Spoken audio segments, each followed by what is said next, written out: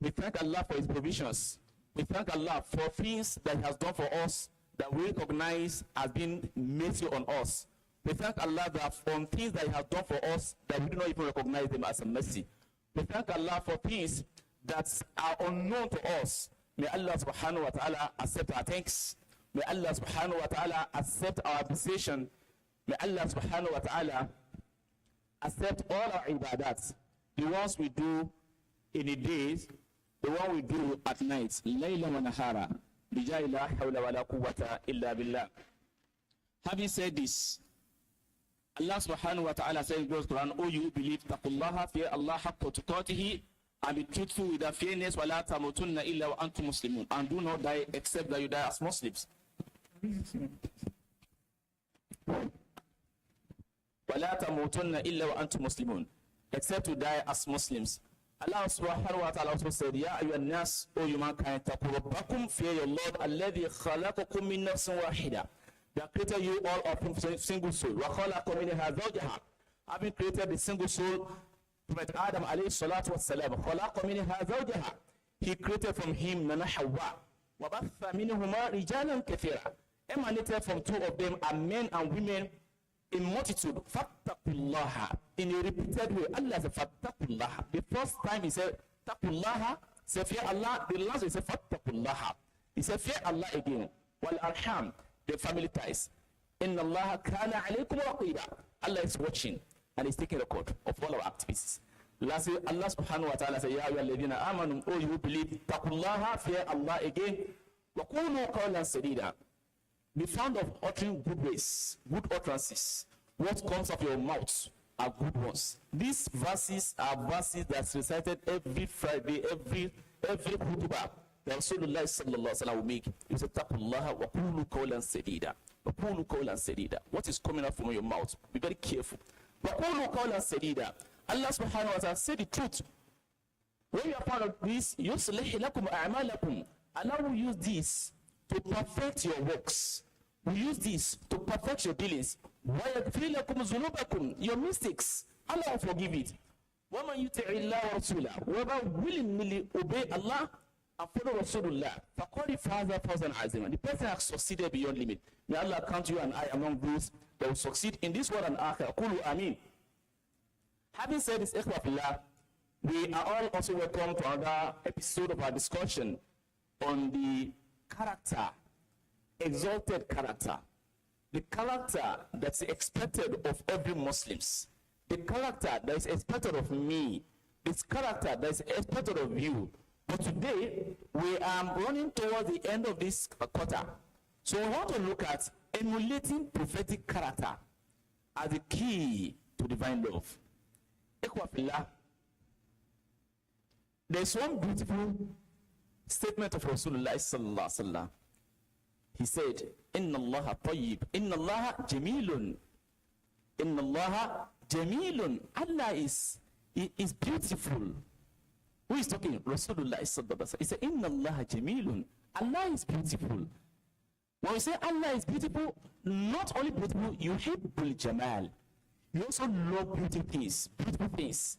And that is why Rasulullah sallallahu alaihi wasallam said, when you are praying, "Inna Allah tayyib," Allah is pure. Inna Allah tayyibun, Allah is pure. Wa la yaqbal illa tayyiba. He will not accept a debt that is pure. And when you look at things Allah created by way of appreciating what He created, sometimes He says, "Afala yanzuru ila al-ibli." Look at the ibli. Look at how I created the camel. Look at where I created camel. Sometimes He says, "Afala yanzuruna ila al-ibli kayfa khuliqat wa ila as-samai kayfa rufi'at." Maybe you don't have foresight. Allah said, "Look at the summer, the sky I created, the way I have raised it up." In Surah Al-Mulk, he said, "Look at the summer. Hal tara min futur." Do you see any loopholes? After that, he said, "Thumma rji'il basara karratayn." So look at it again. Maybe the first sight might be deceiving you. Thumma rji'il basara karratayn. Allah said, "Look at the second time. Hal tara min futur." Do you see any loopholes? Allah said He is beautiful, and all that He created are beautiful things.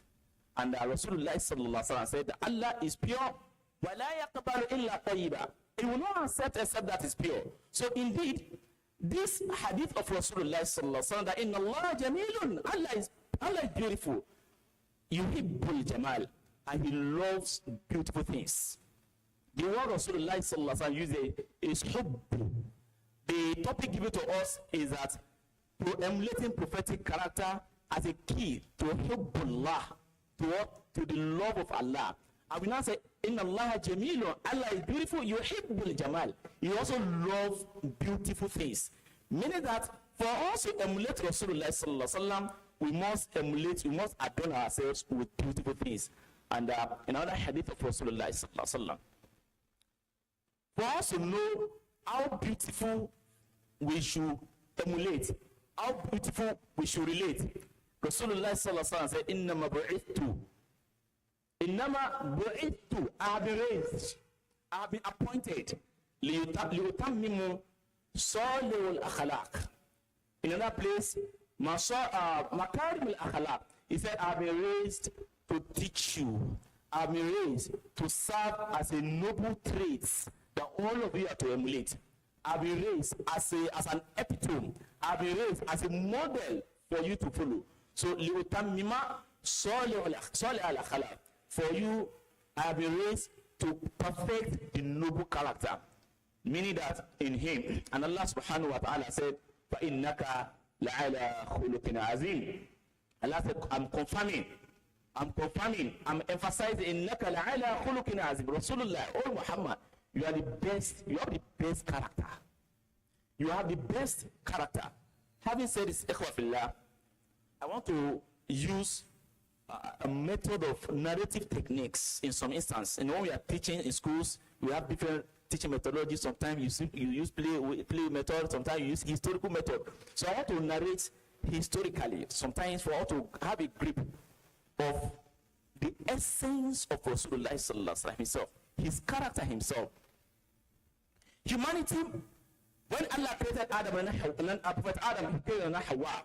Two of them, they were living. At the end of the day, Allah created other prophets that came after them. Ibrahim alayhi salatu wasalam, Muhammad Rasulullah sallallahu alaihi wasallam, and the likes. We all know that at every interval, as Allah is sending all these messengers, he was giving them messages. Go and tell them.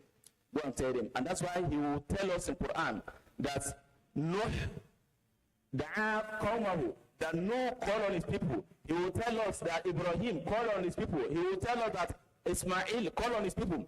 And Rasulullah sallallahu alaihi wasallam also called on his people. The question that we want to ask now is that, why has one prophet and one messengers encapsulate or carry all the message Allah wanted from the time of creation up to now? If Allah has sent one book, maybe when he created Adam alayhi salatu wasalam, he has given a book, and all the descendants and generations that come after will follow suit. Why has Allah not done that? And the scholars of Islam made us realize that at that time, humanity has not matured to understand or to have the grip of the message of Allah subhanahu wa ta'ala. So at every interval, he was saying, when he's saying, when the message becomes adulterated, he will also reinforce another one. When those ones are being derailing, he will also reinforce another one. Let's look at when he created Noah alayhi salatu wasalam. Noah alayhi salatu wasalam was the first message of Allah. Was the first message of Allah. Before him, there are prophets, but he was the first messenger. He was given message to his people. Why the message is because the message that had been given before him have been adulterated, which is the knowledge of fitra. What is knowledge of fitra? The knowledge of realizing what is good and what is bad. The knowledge of knowing Allah as one have been adulterated. Thereafter, Allah deemed it fit that no, humanity has been is going in extinction. He reinforced with Nuh alayhi salatu wasalam. After him, other prophets also came on board. And as time goes on, the knowledge of about Allah is gaining momentum. It's gaining momentum. Now, it got to a peak that humanity got matured, and Allah sealed the line of prophets. He sealed the line of prophets with a final one, which is Rasulullah sallallahu alaihi wasallam. Having sent Rasulullah sallallahu alaihi wasallam, he never left him alone. He also, by sending a final revelation, he sent a final revelation, which is the Quran al-Karim.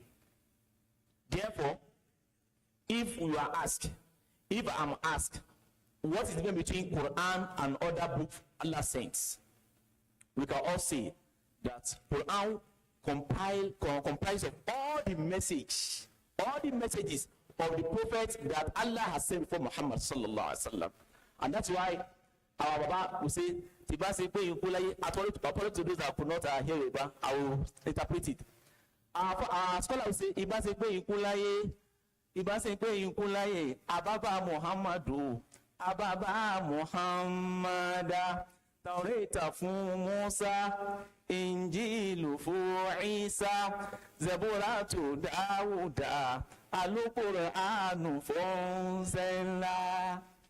Ìbá ṣe pé ikú láyé, ìbá ṣe pé ikú, àìkú ni àbí, ìbá ṣe pé àìkú láyé, if not because of the dead, if not because people come alive and we die.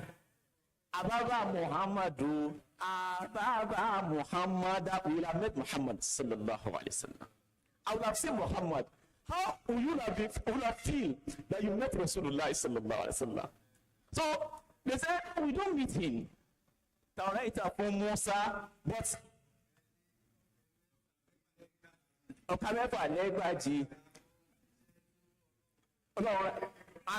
the point I want to mention, precisely Taurata from Musa, that Allah has sent Taurat for Moses, alayhi salatu wasalam. Allah has sent Taurat for Moses, alayhi salatu wasalam.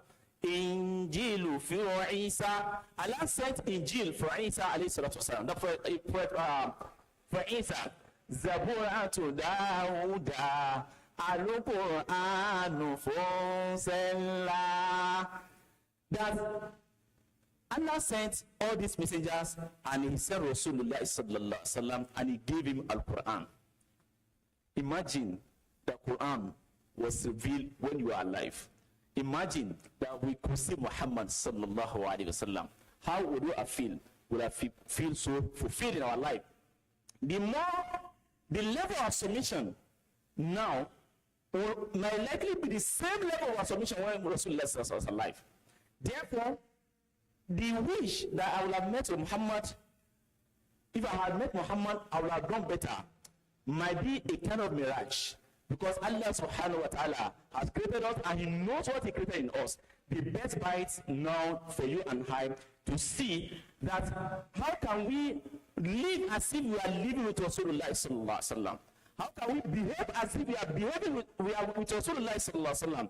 This indeed is a call for us that Allah sent Quran as a final message, as he has sent from Muhammad sallallahu alaihi wasallam as a final messenger. From Muhammad sallallahu alaihi wasallam, according to scholars, he is gifted with the character.